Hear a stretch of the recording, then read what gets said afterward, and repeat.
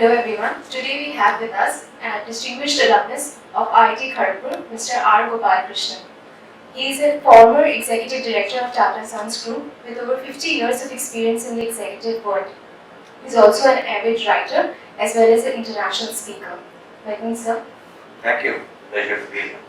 Sir, the first question is, from your experience, what would you say is that one critical thing for success? What differentiates the best from the rest of the crowd?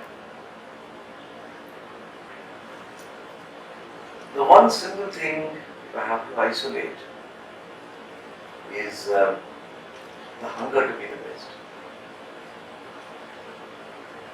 I also would add a second one, a little bit of luck. I guess sir, luck will always be a factor. Now, there are many people who reject luck. And while I don't think young people or any person should spend his life counting on luck, he must be modest enough to admit when it seems to appear at all.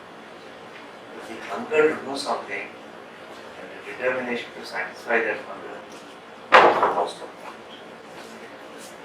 So the second question, in your book, Six Lenses, Vignettes of Success, Career and Relationship, you say that how everything eventually comes down to the perception of things. If you could just elaborate on that. I have come to realize, and this is not a philosophical point, it is a practical point, that everything is unreal. It sounds mysterious, philosophical, Vedantic, to say everything is a mirage.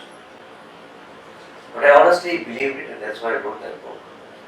You send three people to watch exactly the same thing, or to attend the same program, and they come back with three different perceptions. You people will go through your interviews for your placement after another 2 years. You appear for an interview, there are 4 people taking the interview. And you will find that they have different opinions of the same candidate, same questions, same answers. So, the point I wanted to emphasize is that there is nothing called a reality, there is a perception. We look at life through certain assumptions, and that makes a frame for us. So, if I am trained to believe for a long time, for example, that women should not go to work, I'm an old-fashioned man, then I will be disapproving if my granddaughter goes to work. But that's not real in the real world, and people do go to work. So when we change the assumptions which we make about what is right and wrong, then you start to see things in a different light. What's wrong in going to work? A woman goes to work. So yes, I explained that by saying, when you see that you are not having an agreement with somebody else, it is worthwhile to see it from his point of view. But then you start to see that the perspective may not be that different. But when you are rigid and say that mine is the only perspective, then you start getting into clashes. And so the last question, what is that one advice that you would give to the budding managers of VGSoM here for their life ahead? Always develop a growth mindset and keep a growth mindset well after you graduated. And the older you get, the more you must reinvent a growth mindset. Because when you're young, it will be a bit natural. But as you grow older, you tend to crystallize views and say, I know this, I've been through this before.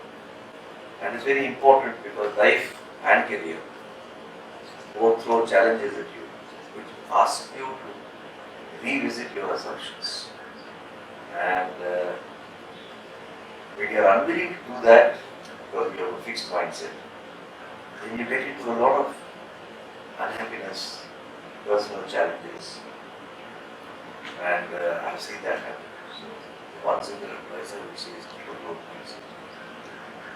That's all, sir. Thank you so much for this interview. Thank you.